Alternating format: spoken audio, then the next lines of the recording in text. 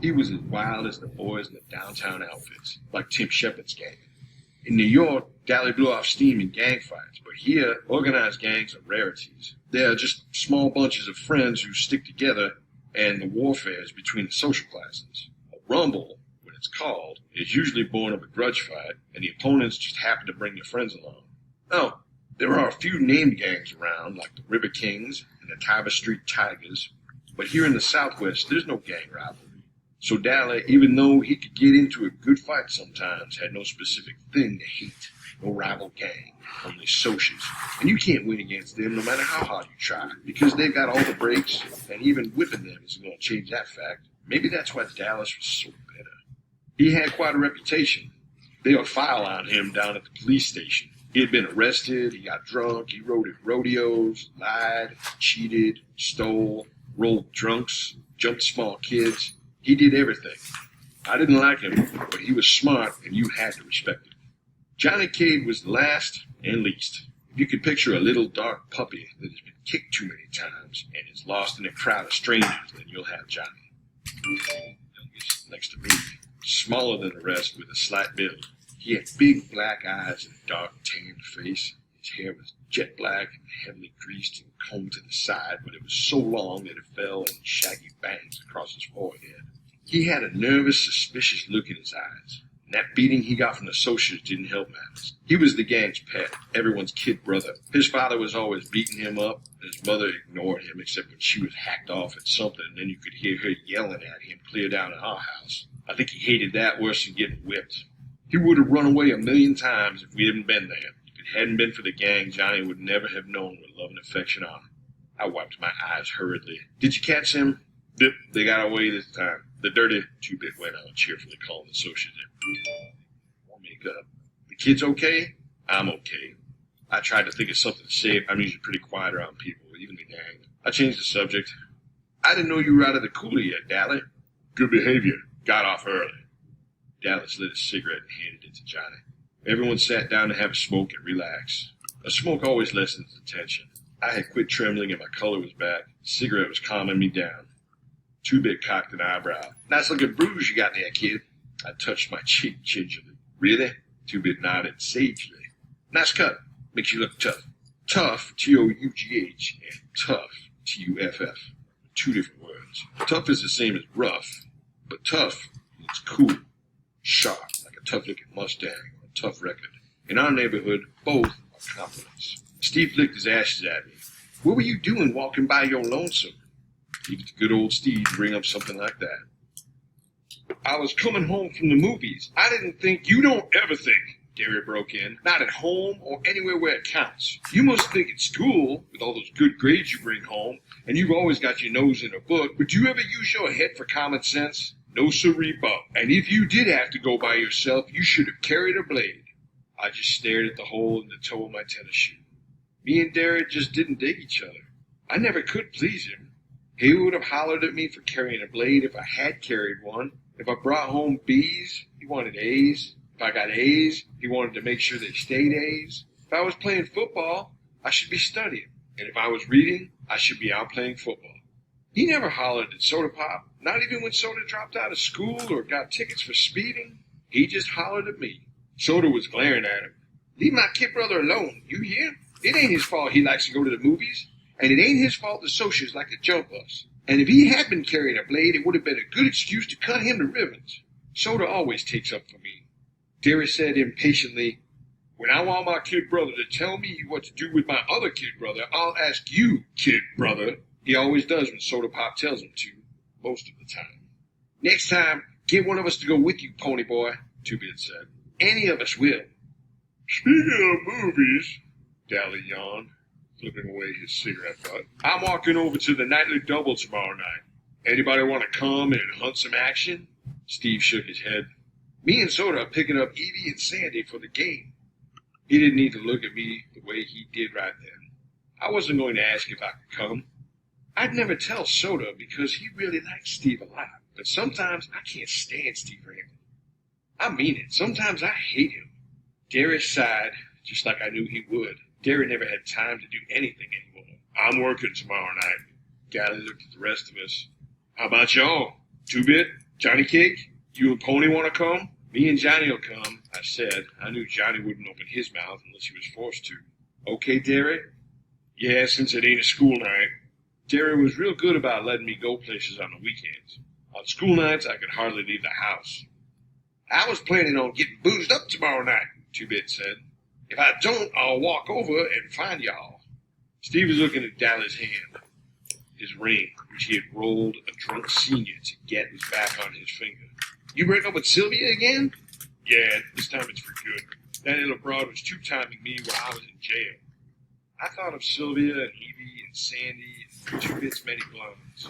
They were the only kind of girls that would look at us. I thought tough, loud girls who wore too much eye makeup and giggled and swore too much. I liked Sylvia's girl, Sandy, just fine. Her hair was a natural blonde, and her laugh was soft, like her china blue eyes. She didn't have a real good home or anything, and was our kind, greaser, but she was a real nice girl. Still, lots of times I wondered what the other girls were like.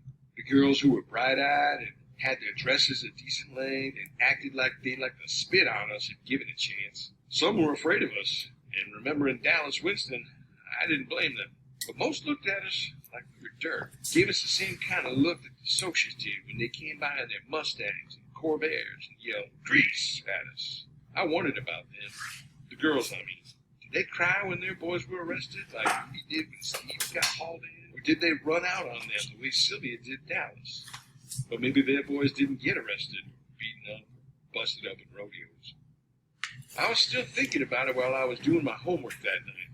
I had to read Great Expectations for English. And that kid Pip, he reminded me of us. The way he felt marked lousy, because he wasn't a gentleman or anything. And the way that girl kept looking down on him. That happened to me once. One time in biology. I had to dissect a worm, and the razor wouldn't cut, so I used my switchblade. The minute I flicked it out, I forgot what I was doing, or I would never have done it.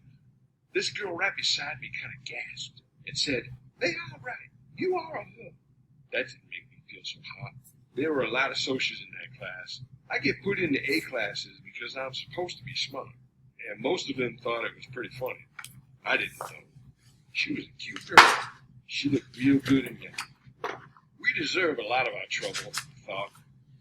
Dallas deserves everything he gets, and should get worse, if you want the truth. And Two-Bit, he doesn't really want or need half the things he swipes from stores. He just thinks it's fun to swipe everything that isn't nailed down. I can understand why Soda Pop and Steve get into drag races and fight so much, though. Both of them have too much energy, too much feeling. No way to blow it off. Rub harder, Soda, I heard Derry mumbling. You're going to put me to sleep. I looked through the door. Soda Pop was giving Derry a back rub. Derry is always pulling muscles. He roofs houses, and he's always trying to carry 2 bundles of roofing up the ladder. I knew Soda would put him to sleep because Soda can put about anyone out when he sets his head to it. He thought Derry worked too hard anyways. I did too. Derry didn't deserve to work like an old man when he was only 20. He had been a real popular guy in school. He was captain of the football team, and he had been voted Boy of the Year. We just didn't have the money for him to go to college, even with the athletic scholarship he won. And now he didn't have time between jobs to even think about college. So he never went anywhere and never did anything anymore, except work out at gyms and go skiing with some old friends of his sometimes. I rubbed my cheek where it had turned purple. I had looked in the mirror, and it did make me look tough. But Derry made me put a Band-Aid on the cut. I remembered how awful Johnny looked when he got beaten up. I had just as much right to use the streets as the socials did. And Johnny had never hurt them. Why did the socials hate us so much? We left them alone. I nearly went to sleep over my homework trying to figure it out. Soda Pop, who had jumped into bed by this time, yelled sleepily for me to turn off the light and go to bed. When I finished the chapter I was on, I did. Lying beside Soda, staring at the wall, I kept remembering the faces of the socials as they surrounded me. That blue Madras shirt the blonde was wearing, and I could still hear a thick voice. "Need a haircut, greaser?" I shivered. "You cold, Pony Boy?" "A little," I lied. Soda threw one arm across my neck. He mumbled something drowsily. "Listen, kiddo, Derry hollers at you. He don't mean nothing. He's just got more words than somebody his age ought to. Don't take him serious. You dig, Pony? Don't let him bug you. He's really proud of you, because you're so brainy. It's just because you're the baby. I mean, he loves you a lot. Sally? Sure, I said, trying for Soda's sake to keep the sarcasm out of my voice. Soda? Yeah? How come you dropped out? I never have gotten over that. I could hardly stand it when you left school. 'Cause I'm dumb. The only things I was passing anyway were auto mechanics and gym. You're not dumb. Yeah, I am. Shut up and I'll tell you something. Don't tell Derry, though. Okay. I think I'm going to marry Sandy. After she gets out of school and I get a better job and everything, I might wait till you get out of school, though, so I can still help Derry with the bills and stuff. Tough enough. Wait till I get out, though, so you can keep Derry off my back. Don't be like that, kid. I told you, he don't mean half of what he says. You in love with Sandy? What's it like? He sighed happily. It's real nice. In a moment, his breathing was light and regular. I turned my head to look at him, and in the moonlight, he looked like some Greek god come to earth. I wondered how he could stand being so handsome. Then I sighed. I didn't quite get what he meant about Derry. Derry thought I was just another mouth to feed, somebody to holler at. Derry loved me. I thought of those hard, pale eyes. Soda was wrong for once, I thought. Derry doesn't love anyone or anything, except maybe Soda. I didn't hardly think of him as being human. I don't care. I lied to myself. I don't care about him either. Soda's enough, and I'd have him until I got out of school. I don't care about Derry. But I was still lying, and I knew it. I lie to myself all the time, but I never believed it.